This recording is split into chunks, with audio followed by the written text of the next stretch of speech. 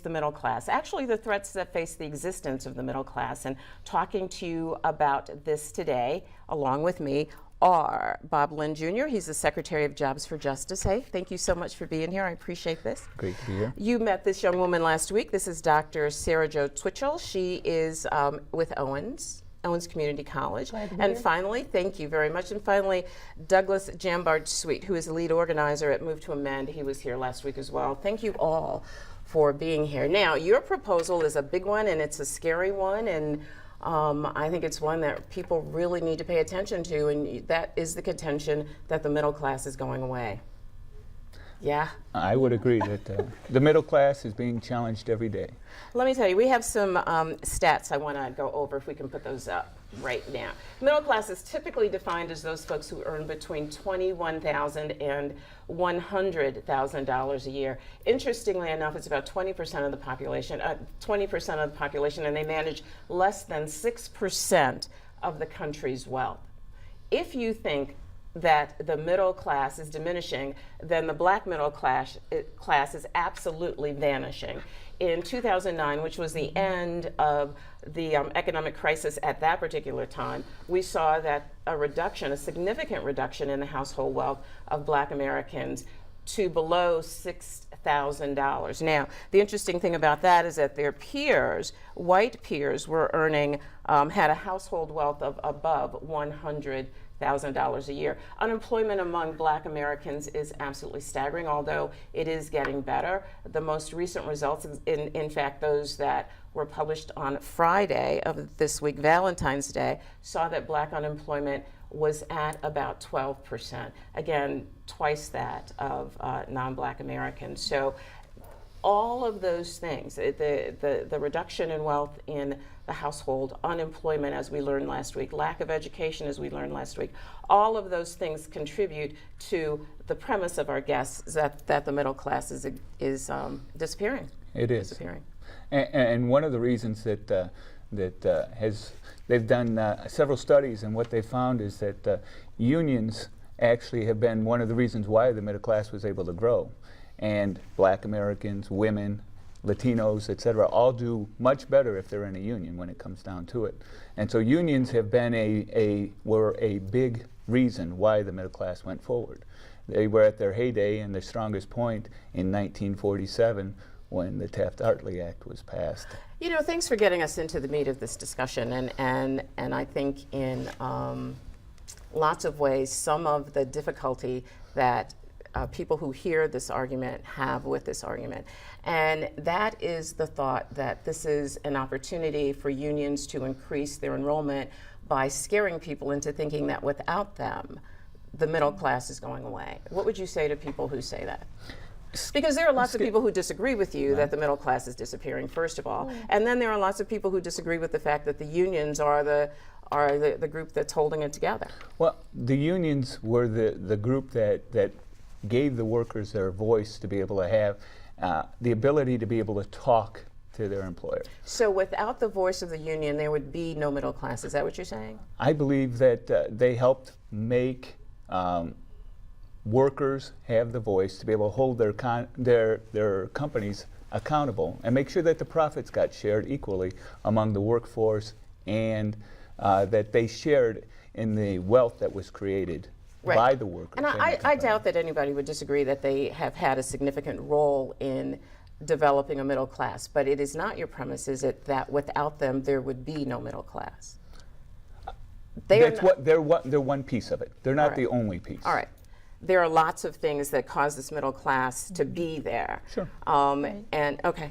Yeah, part of it is, our tax structure and how that's changed, It used to be that, we were closer in terms of, the amounts of taxes that people paid, and so now, and we had the wealthy who paid a greater portion because they benefited more greatly than the people in the middle class or the lower classes did, and so that they paid a greater portion of taxes, and now that's not true. You know, we hear the stories of, you know, people whose secretary is paying more in taxes than the boss is paying, and that's not appropriate, I don't think. And I think, you know, that is perplexing. It's to very most of us. it's very troubling, you know, it's very hard then to try to you know, talk to people about you know, trying to have democracy when it seems to be just kind of fading away.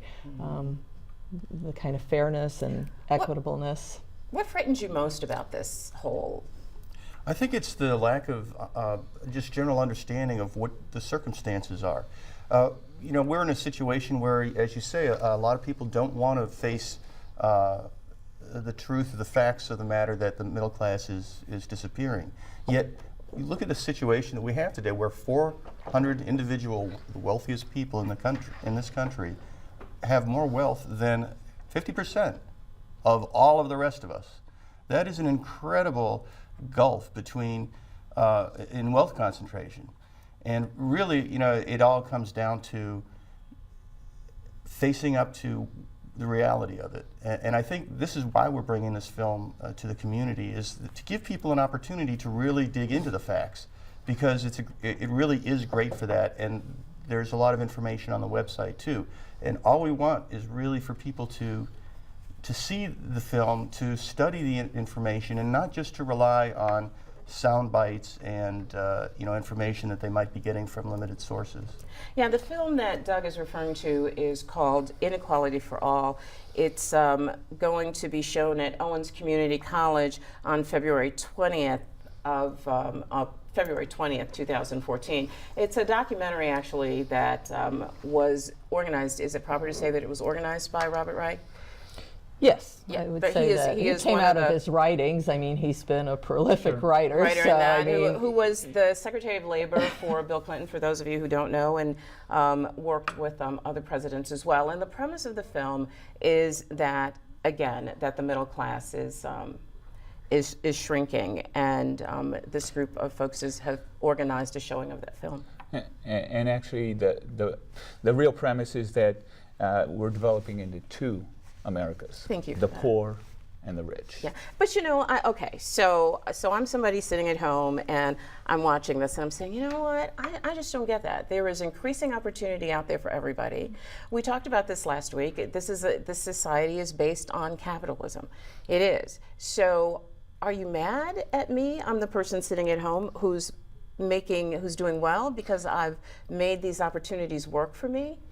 I mean, so why hasn't the middle class who is going away making the opportunities work for them? 95% of the wealth creation in this country in the last 8 or so years has gone to the top 0.1%.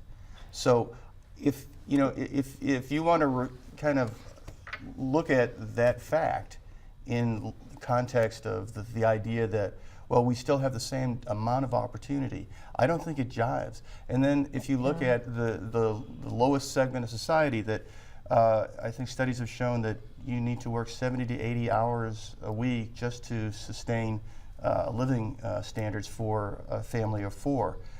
How can you, you know, have a quality of life that's really worthwhile if you're working that much just in order to stay afloat? And I'm not sure that that's true. I mean, I think many families are feeling like they are not better off, and that their children's lives following them are going to be worse off. I look at my growing young men in my family and I go, they are going to have a much tougher time of this than we had. And the only reason that we've managed to stay in the middle class is that both my husband and I worked full time almost the entire time we were raising children, and we took out a mortgage on a house to be able to maintain that standard of living.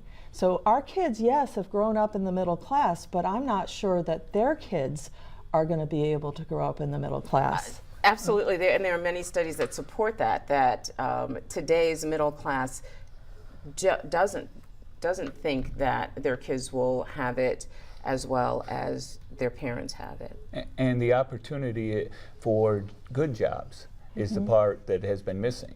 I mean, the political climate that currently goes on is a gotcha type of thing. It's my side has to win, your side has to lose. It's not about trying to figure out what works for America anymore. It's not about trying to find jobs and working towards jobs. We have fights about silly things sometimes at the federal level, and it's about a lot And of at the local brinkmanship. level. And at the local level. At all levels. At all levels, At all levels. absolutely. Politics at the end of the day is about brinkmanship. It's about who can come out on top and the rest of it.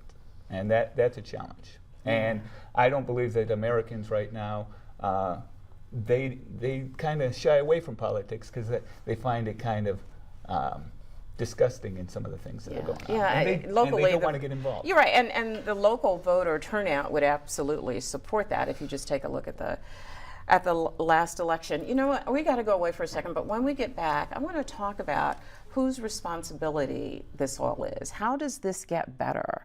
You know, we can talk about it until the cows come home, but what do we do to make it better? Okay, we'll do that when we get back, and we'll be back in just a minute. Please don't go away.